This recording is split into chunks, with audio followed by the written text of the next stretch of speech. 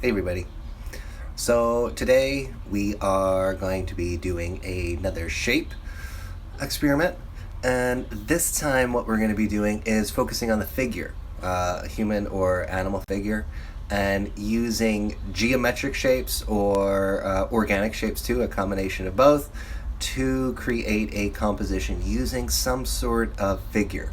And I'm going to show you a few examples where you can do something that is 2D or flat using a figure, possibly using laundry or clothes or fabric. There's another example with cut paper that you can use. I'm going to show you how you can possibly animate those, make them move or imply movement to create a video. And I'm also going to show you a few examples of 3D use of figure and shape in your artwork, using Legos, found objects, and action figures. So check out the video, choose one of the problems, right, to do, gather your materials, create your art, and then take a picture of it. Make sure you take your picture super nice and neat. Think about your point of view when you take the photograph of your shape figure. And then please make sure you post your work either to Seesaw or Google Classroom. So check out the video and good luck. All right, my friends. So the first example that I'm going to share with you is to create a collage figure on some sort of paper background. Now, my first graders have done something like this earlier this year with creating figures, and then we made rubbings. So you created kind of like texture figures, and you added those to a background. This is something similar to that. But what you want to do first is gather your materials. So I had paper, and I don't really have a lot of colored paper at home. So I took some of the white paper that I had and I added color to it with a variety of crayons. And I filled a couple sheets with some crayon scribblings. In some places I mixed colors so I could create secondary colors, and I experimented with that. I made more than I thought I was going to need, because it's easier to have more than less when it comes to this project. So I didn't have a lot of colored paper at home, but my daughter has these sticker books where she peels stickers and puts them in number. It's kind of like a sticker color by number, and she had a couple leftover pages, so I borrowed those and cut them out and assembled them together for the background of my figure collage. And you'll notice it already has kind of like an underwater theme in there. Once I had my colored paper, my scribbled paper ready to go, then I cut out various like body parts. I cut out a head part, I cut out a hair part, feet, legs, torso, chest, kind of waist. I made like a skirt there that I could use for a body too. So a variety of shapes. Some are big, some are medium, some are small. So I had those pieces cut out and I laid them down on my background paper. And what I realized is the figure was kind of blending in with the white spots on the background paper. So I went back with my crayon and I added color on top of that too. So that way the background would be darker than the character itself. And then I created my character, and you can see it stands out pretty nicely against that darker background now. You can see how where the fish are and the scuba diver, how that kind of competed. But I didn't glue things down right away because I wanted to make things move later. And I think it's important when you're creating a collage like this with scissors and glue that you give yourself time to experiment with the composition. Try out a few ideas before you start to glue your parts down. So here is a second composition that I created with the same parts in order to create a character that looked different. So again, I would give yourself a chance to play and experiment with your shapes. All right, so you've tried out a couple different compositions, arrangements of your figure on your paper. Then you could take a photograph of it and you can upload it to Seesaw or Google Classroom. Now, if you are interested in making your character move, there are a couple apps and a web-based program that you can use that allow you to create kind of like a stop motion or a GIF of your scene. So check this out.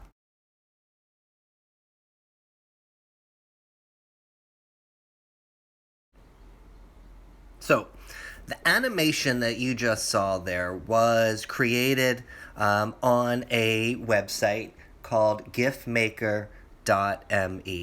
And all you have to do for that, and I'm going to post a how-to video in Google Classroom and on YouTube so you can see it, is you upload a series of images that you take. And basically what I did is I took a photograph and then I moved a little bit of my collage and I took a photograph. I moved a little bit and I took another photograph. I moved it a little bit and I took a photograph. So when you put all of those photos together, it makes it look like your character is moving. So you can use that website. There is also for tablets, for Google and iOS, there is an app called GiphyCam. And it's really cool to play with. And that's how I created the filter that you see here. And you can create moving animations with either of those of your scenes. And you can submit those to Google Classroom or Seesaw as well. Another relatively flat or 2D option for you is to use found materials, fabrics, clothes, blankets, laundry, and create a figure on your floor, on your bed, or some kind of flat surface. So you could set up the materials, you can roll them, you can twist them, you can pinch them, you can turn them inside out, you can add other elements to it as well, like I used the pot lid right there and my son's lid to his R2-D2 piggy bank, added some sunglasses and a mask. And you can create a character this way as well. So you're creating a figure. And again, I'm using a lot of geometric shapes right there. I've got rectangles of different sizes. I've got a triangle. I've got some lines that are thin, lines that are thick. I've got some circle shapes in there. So this is another way to create a figure with shapes as well. I'm borrowing this image from an art educator named Tara Hudson. And she put this together for her students, so I'm borrowing it. And it just demonstrates some of the techniques that I mentioned right there. You can twist, you can curl, you can fold, you can layer, you can pinch and pull, you can have your clothes inside and outside or front and back, a variety of ways to use fabric to create a figure.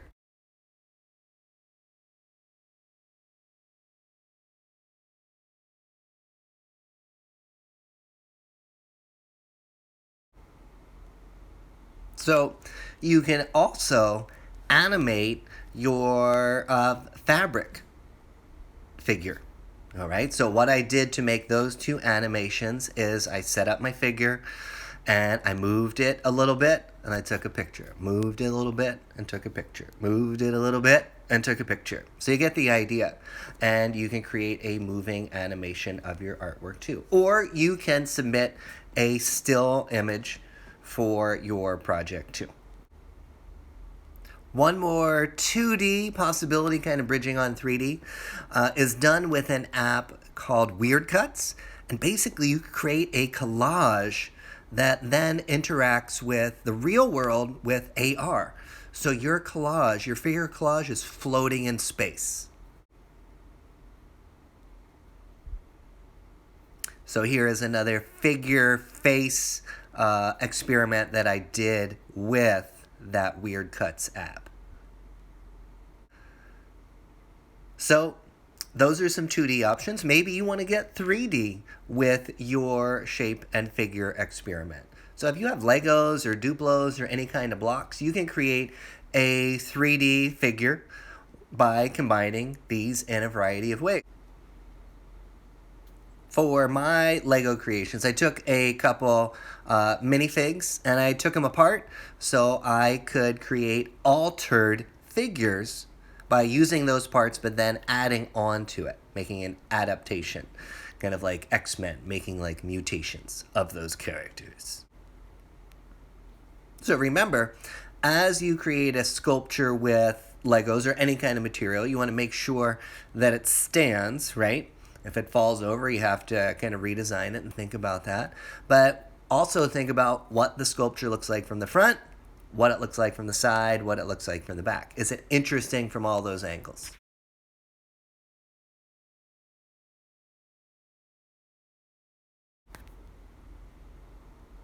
And again, just like the other figure experiments, I encourage you to try out a couple different ideas. Build your sculpture, take it apart, and then try and create something new. And then you take a photograph of it, and you can submit it. This is my second Lego creation from the front, from an angle, and from the back. And you can also combine Legos with other materials that you find too. Another option, if you're curious about creating a 3D figure, is using objects that might get thrown away normally. So I have some plastic containers, I have some toilet paper rolls, so cardboard boxes, things that you could reuse instead of just throwing them away. Just like the cardboard and paper sculptures that we experimented with last time, tape can be used to lay it down in strips. You can also use it in loops to stick parts together.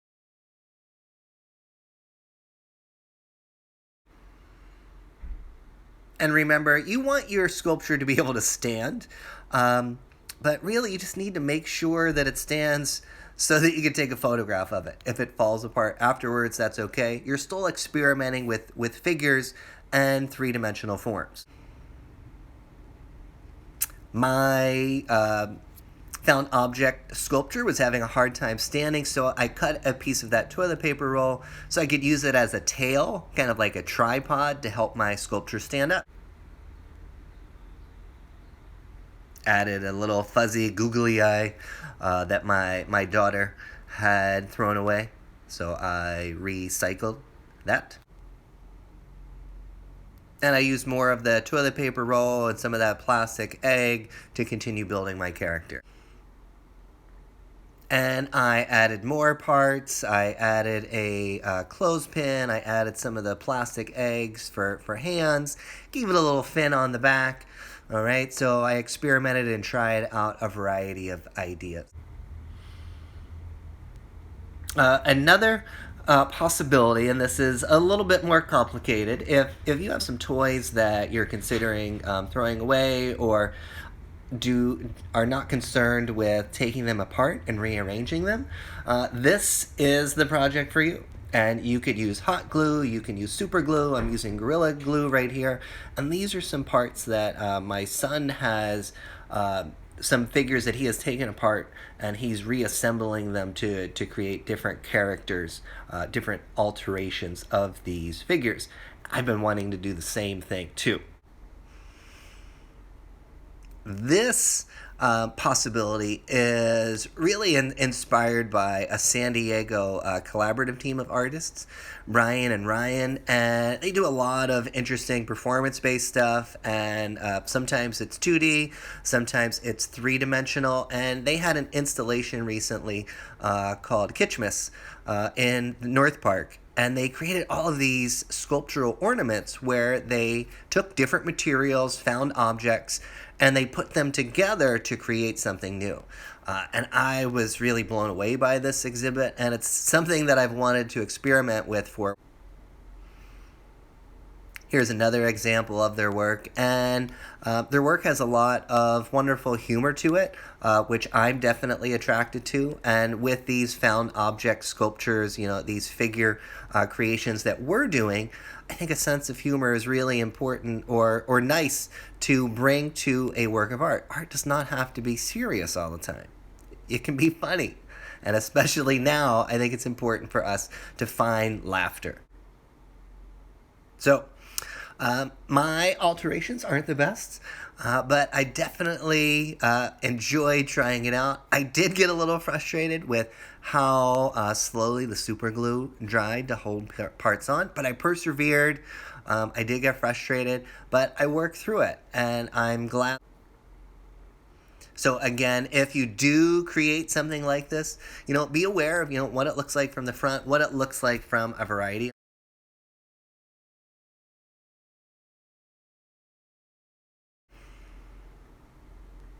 And if you are experimenting with this figure approach, again, just like when we did our cardboard sculptures, they could be freestanding like the previous one, or they could be a relief sculpture. I think if I were to exhibit this, I would hang it. So it would be hanging on a wall, so people wouldn't be able to see the back, but they would see the front, the sides, and possibly the...